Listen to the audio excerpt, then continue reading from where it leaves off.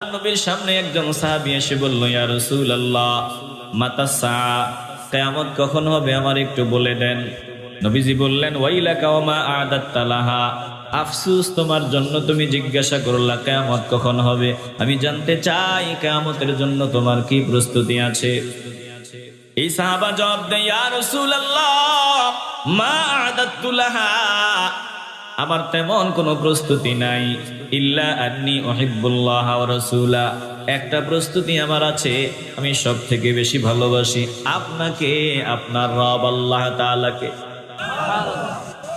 এবার আল্লাহর নবী ডাক দিয়ে বললেন, আনতা মা মান আহবাবতা, যাকে ভালোবাসবা তার সাথেই থাকবা। এই হাদিসের বর্ণনাকারী আনাস রাদিয়াল্লাহু তাআলা আনহু বলেন, লোকটা প্রশ্ন করলো, নবী জবাব দিলেন।